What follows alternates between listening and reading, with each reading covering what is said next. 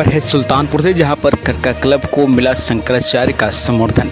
गौ सेवा में उल्लेखनीय योगदान पर कटका क्लब हुआ सम्मानित। यहाँ सुल्तानपुर जनपद में गौ सेवा सहित विविध धार्मिक एवं सामाजिक कार्यों में कटका क्लब द्वारा किए जा रहे सतत योगदान की गूंज अब आध्यात्मिक जगत तक पहुंच चुकी है।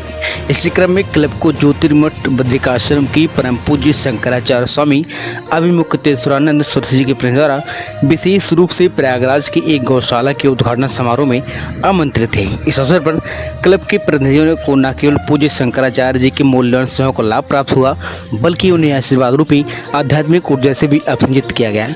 वहीं यह सम्मान क्लब की सेवाओं को एक नई दिशा और प्रेरणा प्रदान करता है।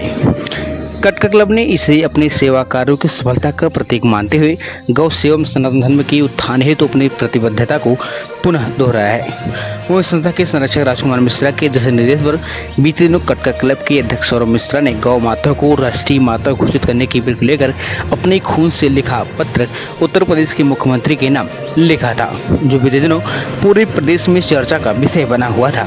वहीं बीते दिनों बकरीद के पहले भी संस्था के द्वारा ज्ञापन दिया गया था। गौ सेवा को लेकर संस्था जनपद में कई कार्यक्रम अब तक कर चुकी है, जिसे अब पूज्य शंकराचार्य स्वामी अभिमुक्तेश्वरानंद स्वामी जी का समर्थन मिल चुका है। उन्होंने कहा कि जो पार्टी गौ के हित में बात करेगी उसे अब चुनाव में समर्थन किया जाएगा।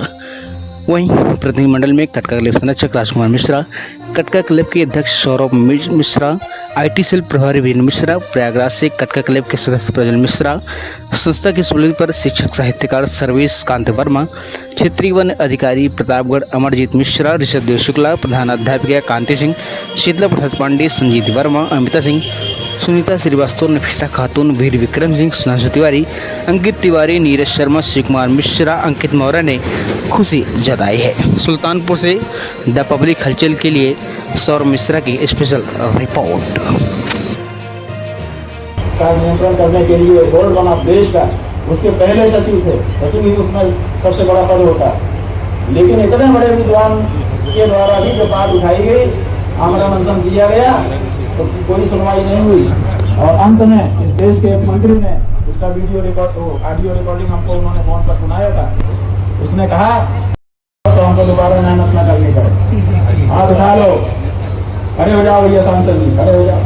अगर हाथ उठा रहे हो तो खड़े हो जाओ, नहीं तो कोई बात नहीं है, आप लोग आसन देते ही रहेंगे। लेकिन अगर उठा रहे हैं तो उठाइए हाथ, बोलिए मैं नाम बोल दीजिए, संकल्प करता हूँ कि अब आगे से जो चुनाव होंगे उनमें मतदान अवश्य करूंगा, लेकिन मेरा मतदान उसी पार्टी और उसी प्रत्याशी को होगा जो शपथ पूर्वक स्पष्ट घोषणा करेगा कि जीतने के बाद मैं गौ हत्या बंदी का काम पहले नंबर पे करूंगा। सदन में जाकर गौ माता की आवाज उठाऊंगा। गौ माता मुझे आशीर्वाद प्रदान करें। हर हर महादेव। मैंने ज्ञापन पढ़ा और महाराष्ट्र मैंने दूसरा कदम उठाया है। अभी बकरीद से पहले महाराष्ट्र में हम लोगों ने एक राष्ट्रपति को ज्ञापन सौंपा, जिसमें गौ माता को जो उनकी हत्याएं उनको रोका जाए। और महाराष्ट्र हम लोग ये चाहते हैं सुल्तानपुर जनपद के अंदर में गौ माता को राष्ट्र माता घोषित करने के लिए एक पदयात्रा का भी आह्वान महाराज जी कर रहे हैं।